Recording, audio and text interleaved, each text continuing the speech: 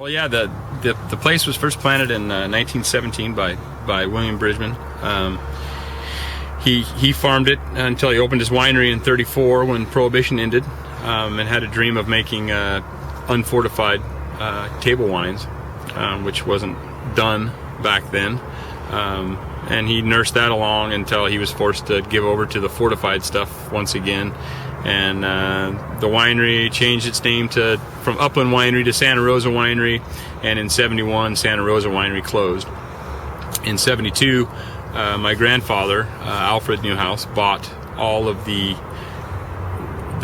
old Upland Vineyards, actually bought everything except for the winery, and started farming the existing wine grapes and tearing some out and planting some other varieties, and started planting some varieties in other places. We did a big planting in the late '70s of Merlots and Chardonnays and Rieslings. Another big planting in the mid to late '80s of much of the same. Mid '90s we planted hard, and we've basically been planting hard since then until now.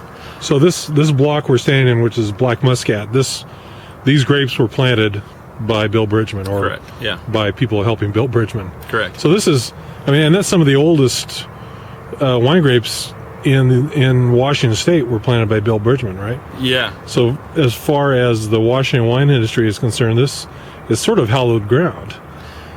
Yeah, a lot of people refer to Walt Clore as the father of Washington wine. You could take that a step further and say that W.B. Bridgman was the grandfather of Washington wine. In fact, it was Bridgman who convinced Walt Clore to plant wine grapes at the WSU Extension Center, and all of the early stuff that cuttings that Walt Clore got to plant that came from Bridgman's Snipes Mountain Vineyard. Now, you're a pretty busy guy with a lot of different agricultural aspects to your business. You got wine grapes, you've got cherries, you've got soft fruits, apples. You name it, you seem to have it here.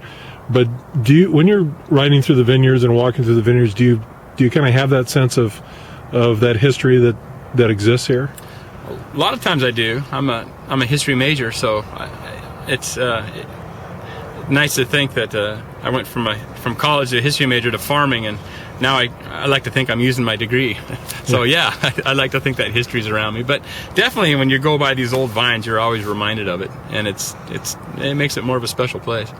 Now, in earlier this year, in this winter, you had the Snipes Mountain AVA was approved. You were responsible almost entirely for that, you and Joan Davenport. Mm-hmm. Talk to me about the appellation itself, how big it is, how many growers there are, and how many wineries are using the fruit. Well, the appellation itself is a little over 4,000 square acres.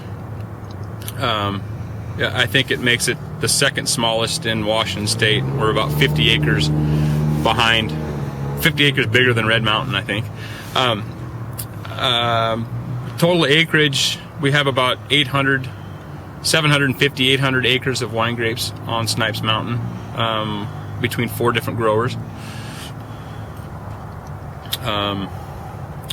What was your... how many wineries are using your fruit? Oh, and roughly, I would say overall 25 wineries use our fruit, anywhere from the small 1,000-case winery to Hogue and Chateau Saint Michel. I guess Saint Michel is your biggest customer, isn't it? They would currently be our biggest customer, yeah. Okay, and you talked about how you guys just keep planting and planting and planting. We've been driving through vineyards for a couple of hours here, and we've seen just new plantings. How much room is there left, and when are you guys going to stop? Well, I guess it depends on how much we want to spend on leveling ground, because as you could see from driving around, everything needs some work in order to get it to farmable. People have come to me with the idea of wanting to terrace, but I haven't quite got that yet. So, so yeah, there's some more to do. So in the future, you'll see some virgin ground brook, I'm sure. And we talked a little bit about the geology. This hill, this mountain, if you will, is older than some of the surrounding ridges.